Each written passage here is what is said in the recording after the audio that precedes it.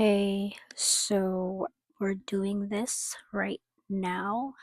I don't know if you could tell, but I've been posting a lot of quotes lately with my pictures in the background about self awareness, my epilepsy journey. I haven't really shared so much before, but you guys gotta get some popcorn because this is gonna be like a 5 to 10 minute video.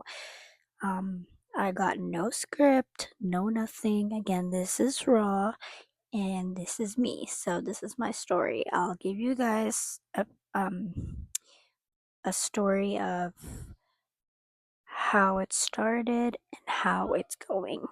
Back then, I was 12 years old, and my grandparents were with me, and usually my grandma would stay with me for a while in the room.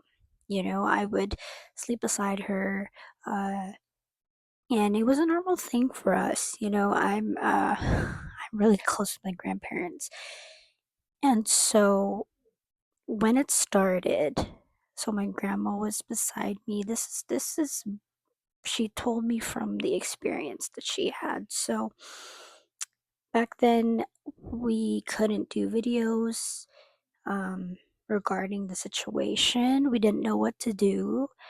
Um, so I would wake up and inside an ambulance, and she would freak out because all of my seizures, when it started, she was always there because she was always in my room. And so the scary part was it was during my sleep. There was nobody around, just my grandma and myself. I was actually alone, so their bedroom is upstairs and mine was like a small den. So I used it as a bedroom. So after the first episode, she never left my side. Um, and it just kept going.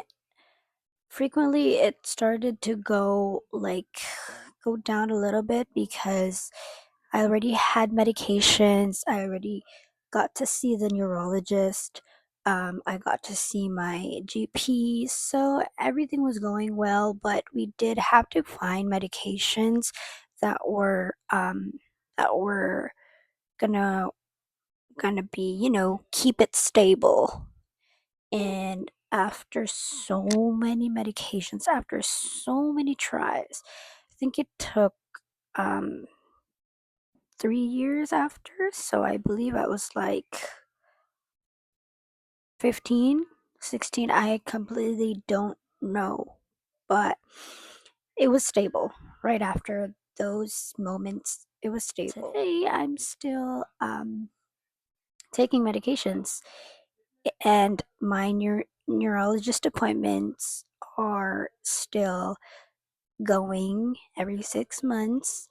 There were some instances that I didn't have to go to my neurologist, and I did not have to go through medications, uh, going up and down with the medications. It was stable. But once I get an episode, then I'd have to go back to my neurologist and to see what was happening. So I went from Children's Hospital, and then I shifted from there. Um, and then they put me in the outpatient care. So completely, I had a different atmosphere. I had a different people seeing different doctors around me. So I thought when I was from going to children's, going to the outpatient, I thought my medications wouldn't be different. But it turns out I'd have to go back to zero. By zero, I mean I'd have to go back to my medications that I've already tried, and my system just completely shut down again, and I was really stable with the one I had. So let's go back to the outpatient when I switched. So when I was already in the outpatient, I actually told my neurologist if I could just keep me in that one medication, one simple, small medication that I already was having, because I was really stable throughout my high school life with that simple medication. Like, can you imagine having seizures at 12 and having to go around many different types of medications? I would have 8 tablets in the morning and 8 tablets at night, which was not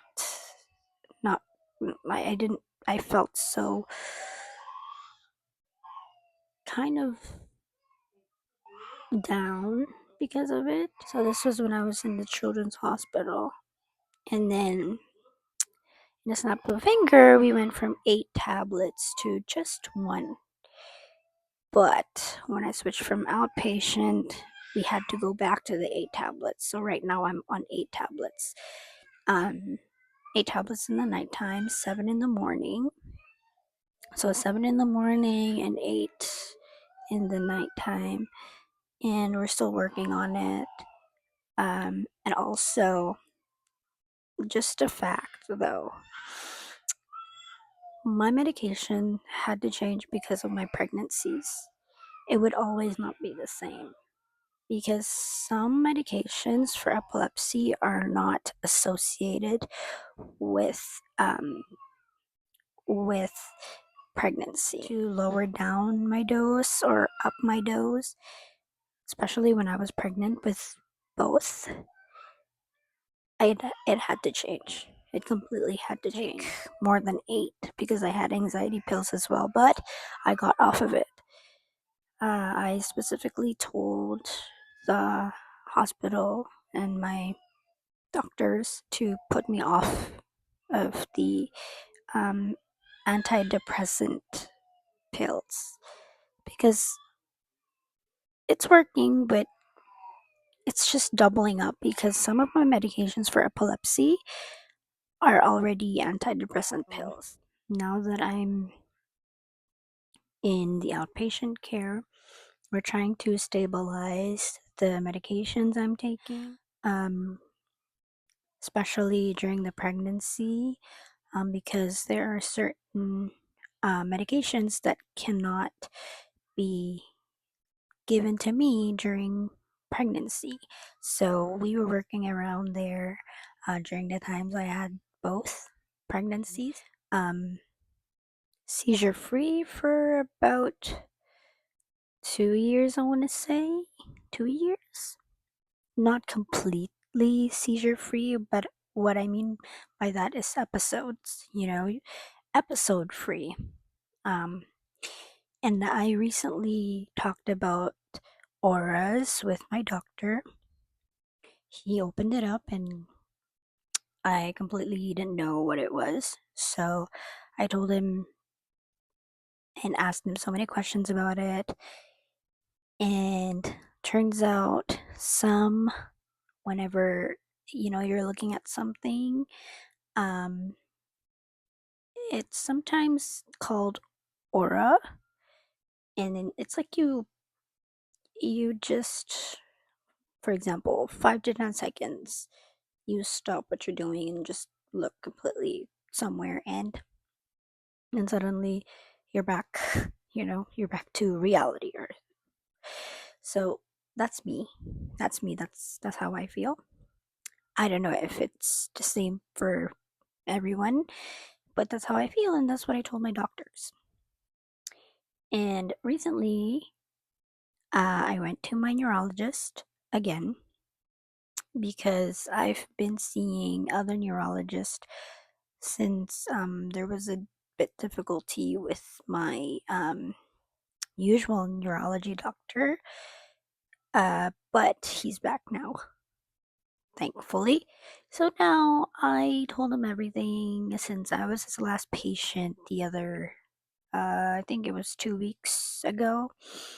Since I was his last patient, we were talking for like an hour and 30 minutes, which was the very first time that I felt so open that I opened up everything about not just about my epilepsy, because the reason why I opened up about my borderline personality disorder and my anxiety and depression, I opened it up because I know that they are all connected at some point. And it turns out that he had more knowledge on every medication that I had. So he understood why I asked to be off of my anxiety pills, because of the fact that some of the medications I have now are antidepressant pills as well. So you could say that I had too much. So that's why I had more panic attacks these past few weeks. I had more anxieties this past few weeks. And if you see my posts, those are very true. The quotes, the post, everything. And so to sum up everything that we're talking about right now is that I'm just really thankful for those people that um, are messaging me about how they feel. I mean, for a stranger, stranger to stranger, you wouldn't completely say how you feel, but because of the things I post, um, I don't really know if it's negative for people or positive, but it turns out uh, my posts are helping. So, for them that are messaging me about how they feel, they open up to me, it's healing for me. It's healing a part of me. Been talking to counselors and talking to my family doctor and my neurologist. Um, so the healing part is there, not completely healed, but overall, epilepsy, um, DPD, um, anxiety and depression, everything is there. To sum it all up, I hope it gets better.